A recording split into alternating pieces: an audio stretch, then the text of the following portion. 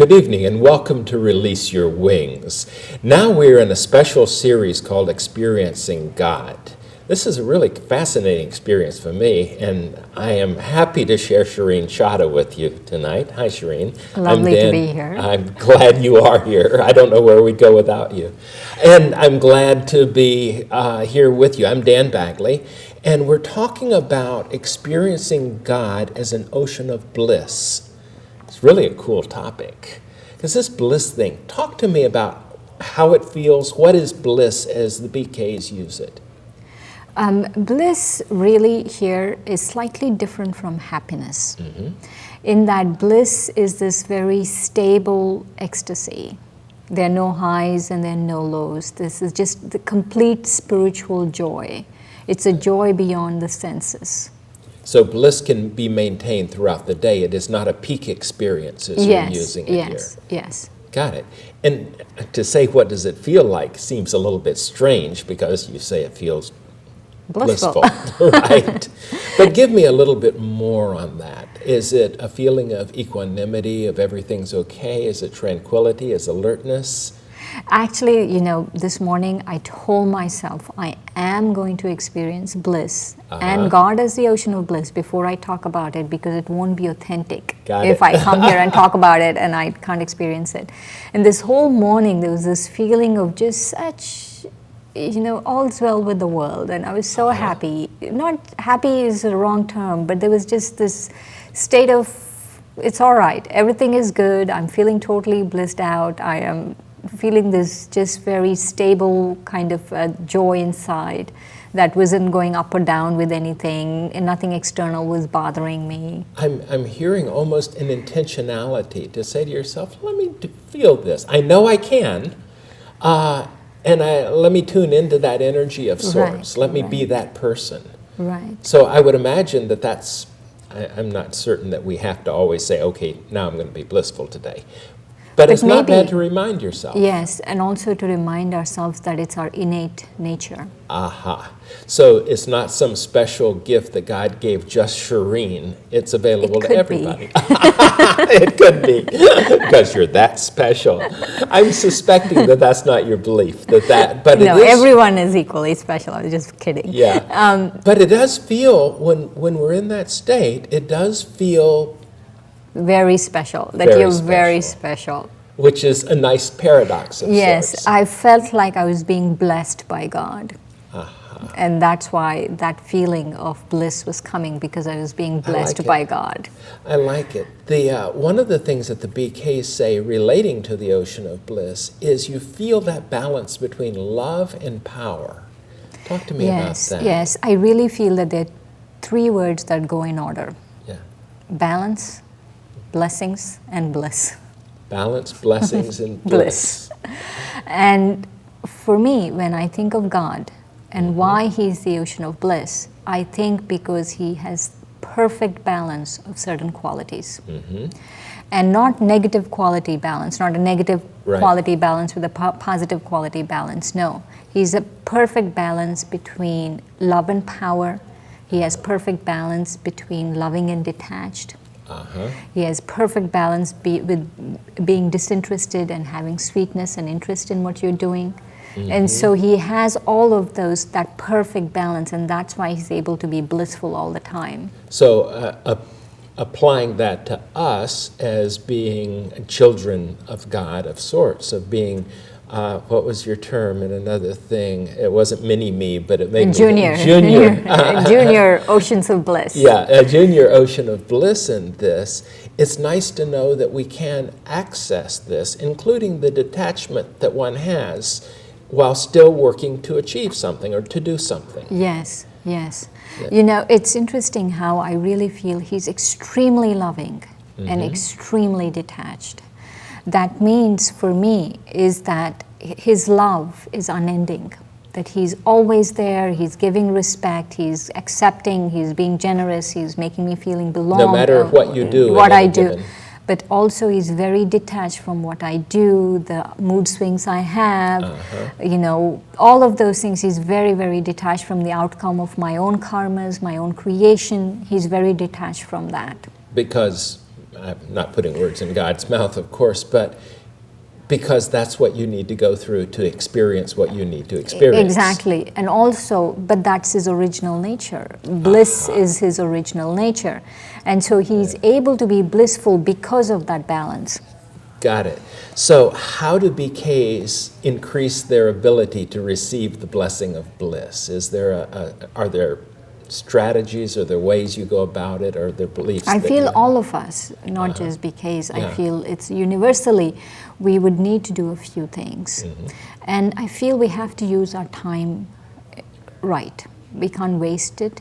We have to use our thoughts right. We have to use our words, our actions, and we have to use it in service. Always in service. Always in service, but there has to be a balance. A balance of service for the self, like a meditation, and service for others. I see. So would the BKs say it's more blessed to give than receive? Yes, but depending on what. If I'm receiving from God, in the giving there is the receiving. And so yes, when we say we are giving, really we are not really giving, we are receiving. So the enjoyment of giving and of being of service is, which would also, I always feel that they're equally good, because it's more blessed to exhale than inhale. If you don't receive and give in some sort of proportion, this is mine, not the BKs. If you're not balanced in that, then perhaps you're going out of balance on something. Right. Especially if I'm not taking care of myself. Like in meditation, I'm nurturing myself. Yes. And when I'm serving others, I'm nurturing others also. But I have to do both at the same time. Yeah. Otherwise, I'll be out of. Yes, I run out and I'll be out of balance. Yeah. Good. How do you avoid losing that bliss when you're in negative circumstances around It's a good question. Good question, Dan. Because what I've noticed is every time I've experienced bliss, I come in contact with people and then I lose it. And then I realized why I was losing it. Is I was getting into people's defects and their weaknesses, and why they're saying this and why they're not saying this, and why are they behaving this, and especially if you have to take care of something, you're in a leadership position somewhere, then you feel you're responsible for everything that's going on. And so I had to sit down and talk to myself and say, take a chill pill. This is not your responsibility. It's not anything you have to do. And especially don't get into looking at defects. I feel that talking that I gave myself was the most important talking to, because then I was uninfluenced by where I was walking into. Very nice. And who I was walking into it with. Because that's when I can experience bliss, is when I don't get influenced by company. Yeah. And I think there's an important thing you're saying in that is we tend to find what we look for.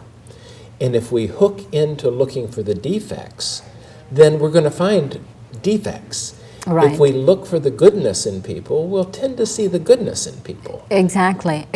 But the main thing here is if you want to experience bliss, it doesn't matter if the defect is glaringly obvious.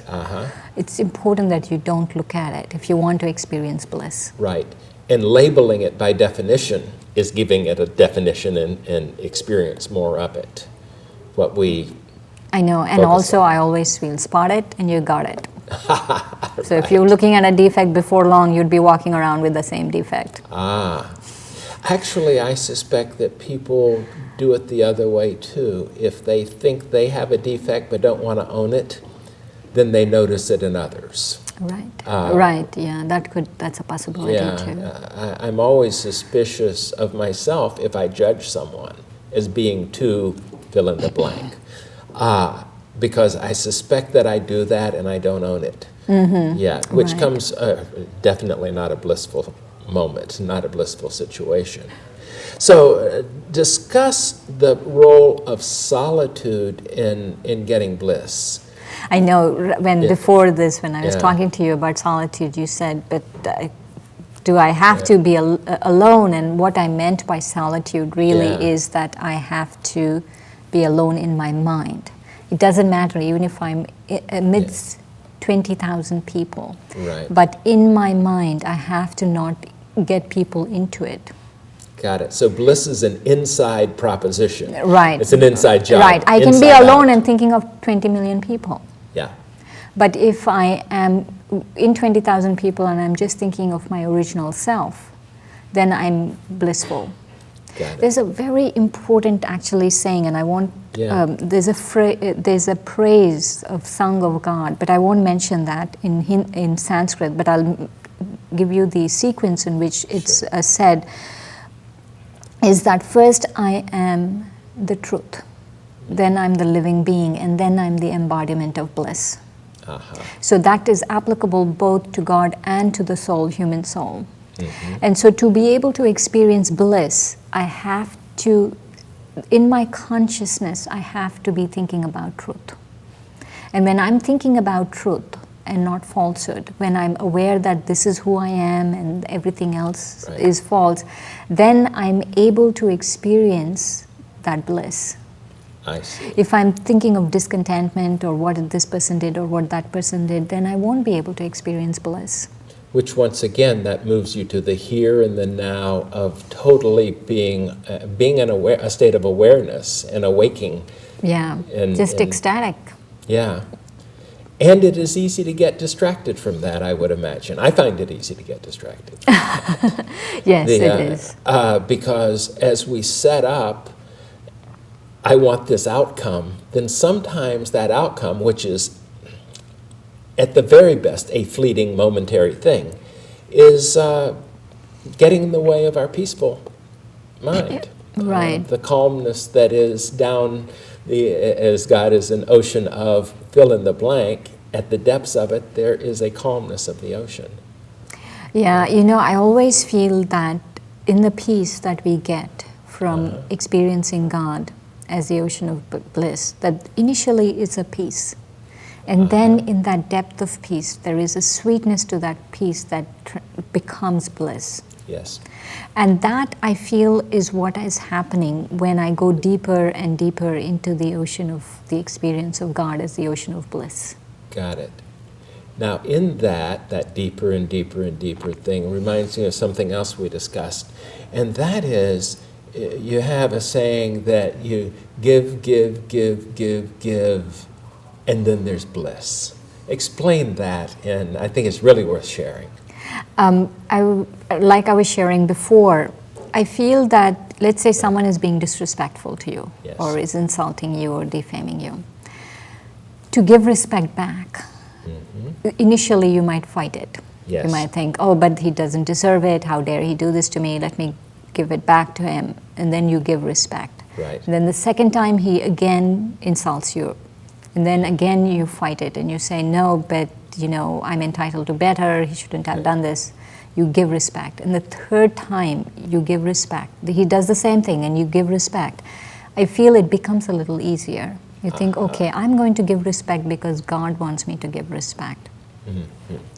But the fourth or the fifth time you go into whatever he's doing, that you are giving respect, that is when the bliss happens.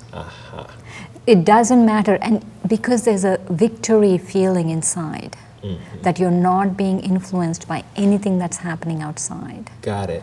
And that feeling of victory really brings that feeling of bliss. And that's not that feeling of I'm better than him because I didn't get sucked in. It is that I am not that, and it doesn't exist in reality, my reality. Right, right. Within that. And even though it might seem like a process, it seemed like a journey to go through the whole thing, that my feeling is that that journey is well worth it. Got it. Okay, I've experienced him or someone disrespecting me and me giving it back to them. Right. I've experienced that.